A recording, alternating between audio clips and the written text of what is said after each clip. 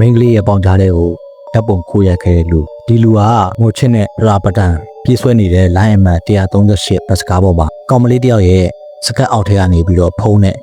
ဓာတ်ပုံခိုးရိုက်ခဲ့လို့လူငယ်၄၅ဦးခန့်ပေါ့ဒါသူတို့ကဒီလူကြီးဘတ်စကားပေါ်မှာမစင်းခင်ကိုဖန့်ချုပ်ပြီးတော့ဘတ်စကားမောင်းတဲ့လူကိုတကားတွေမဖွင့်ဖို့ကားကိုလည်းရဲတွေရှိတဲ့နေရာကိုအယောင်မောင်းပြီးတော့တွားပေးဖို့ဘတ်စကားမောင်းတဲ့လူကိုလည်းဒီလူငယ်တွေကပဲချပေးခဲ့တာရဲတွေရှိကိုကြောက်ရဲရဲတွေကတက်ပြီးတော့ခေါ်ယူပြီးတော့ဒီလူဖမ်းသွားတာဖမ်းပြီးတော့ဘတ်စကားအောက်မှာရောက်တော့သူ့ရဲ့ဖုန်းယူပြီးတော့သူကျိုးလွန်ခဲ့တဲ့အပူကမှန်တခါတည်းဖုန်းဖွင့်ပြီးစစ်ဆေးတဲ့အချိန်မှာခဏကမျိုးသမီးတယောက်ရဲ့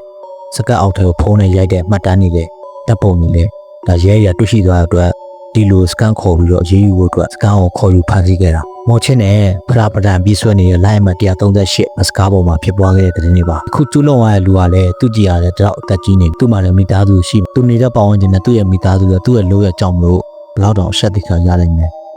မိတ်ဆွေတို့အနေနဲ့ဒီလိုလိုမျိုးလှုပ်ဖို့နေတာအုံနောက်ထဲတော့ထည့်ပြီးမစဉ်းစားမိဖို့အတွက်ကျွန်တော်ဒီလိုဟန်လေးနဲ့